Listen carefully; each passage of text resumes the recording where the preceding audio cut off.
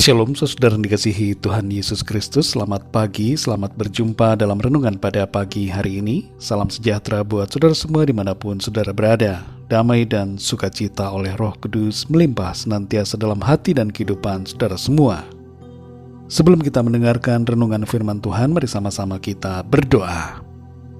Bapa kami di dalam surga, Bapa dalam nama Tuhan Yesus Kristus, kami sungguh mengucap syukur untuk berkat perlindungan Tuhan dari malam hingga pagi hari ini. Kembali kami boleh ada saat ini dengan kekuatan, kesehatan, dan berkat Tuhan, semuanya karena kemurahan-Mu. Saat ini kami rindu diperlengkapi dengan firman-Mu.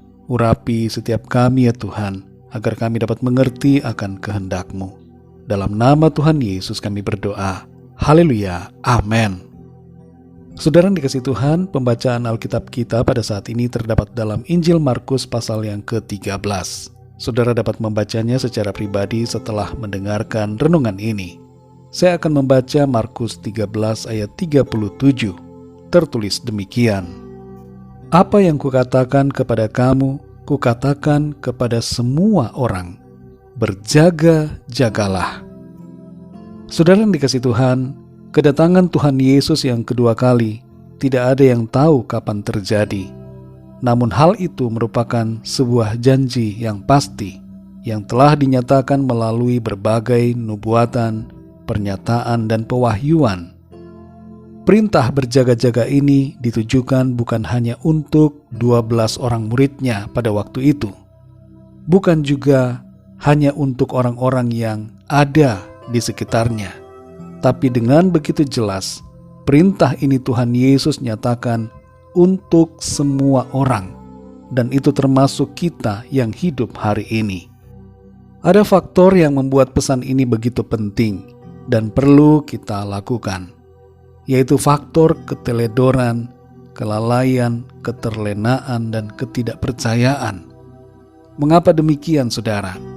Hal ini disebabkan karena peristiwa kedatangan Tuhan Yesus yang belum terwujud akan membuat orang banyak bertanya-tanya, kemudian mulai meragukan dan mengolok-ngolok bahwa itu tidak akan pernah terjadi.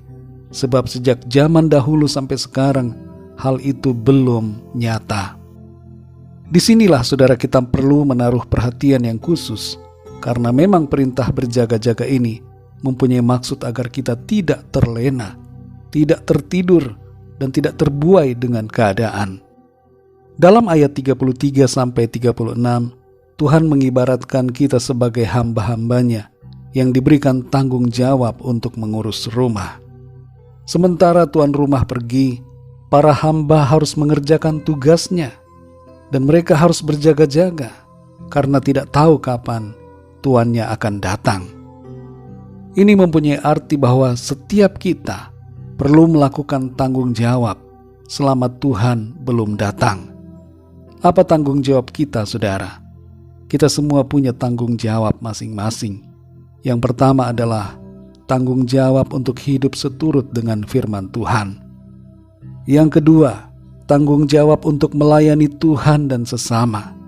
Dan yang ketiga, tanggung jawab untuk mengerjakan visi panggilan Tuhan selama kita hidup di bumi ini. Seringkali seorang hamba yang ditinggal tuannya justru tidak melakukan apa yang menjadi tugasnya. Ia malah asik dengan dirinya sendiri, berleha-leha, tidak menjalankan kewajibannya, dan merasa bahwa tuannya tidak akan memergokinya bila ia hanya bersantai-santai dan tidak bekerja. Ada banyak orang yang berpandangan, kalau masih muda, hiduplah suka-suka sendiri. Nanti kalau sudah tua, baru mencari Tuhan.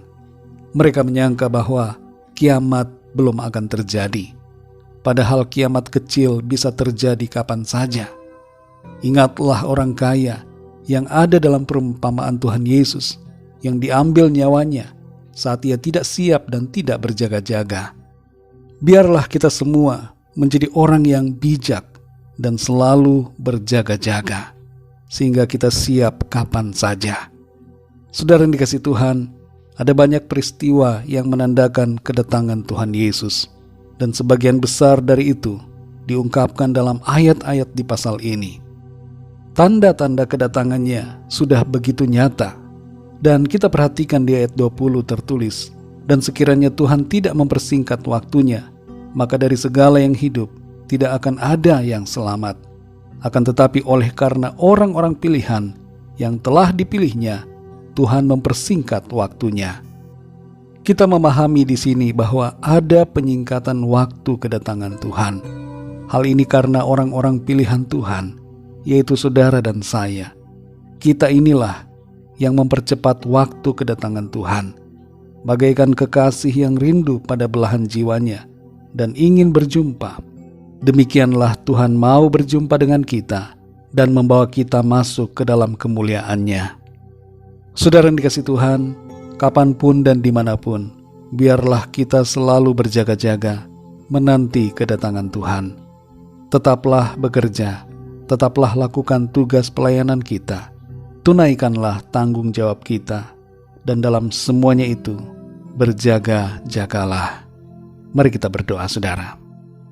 Bapa kami yang di sorga, Bapa, dalam nama Tuhan Yesus Kristus, kami bersyukur untuk firman-Mu yang sudah kami dengar pada saat ini, yang mengingatkan setiap kami untuk berjaga-jaga, sebab pesan firman-Mu bukan hanya untuk orang-orang yang hidup di masa lalu, tapi bagi setiap kami yang hidup sekarang ini, dan bagi semua orang.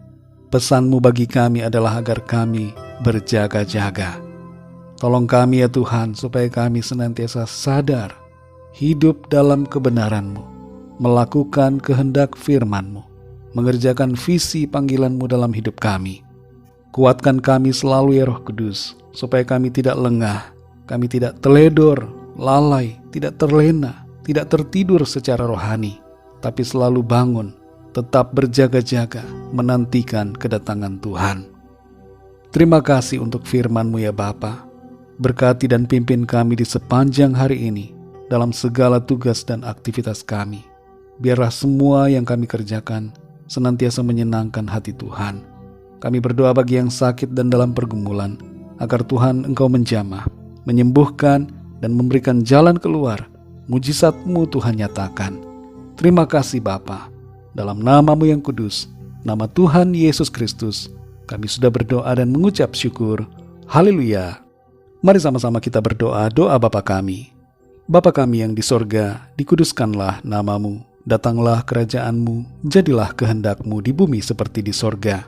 Berikanlah kami pada hari ini makanan kami yang secukupnya, dan ampunilah kami akan kesalahan kami, seperti kami pun mengampuni orang yang bersalah kepada kami.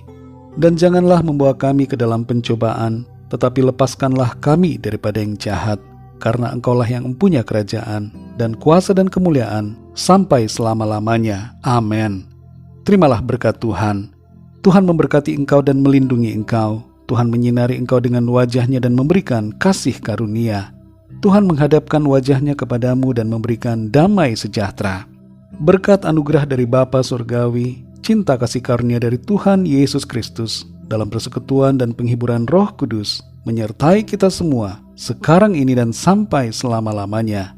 Dalam berkat nama Tuhan Yesus Kristus. Haleluya. Amin. Puji Tuhan, saudara yang dikasihi Tuhan, saya percaya firman Tuhan menjadi berkat dan kekuatan buat saudara semua, dan Roh Kudus akan menolong saudara untuk lebih lagi memahami kebenaran firman Tuhan. Tuhan Yesus memberkati saudara semua. Sampai jumpa dalam renungan yang berikutnya. Haleluya.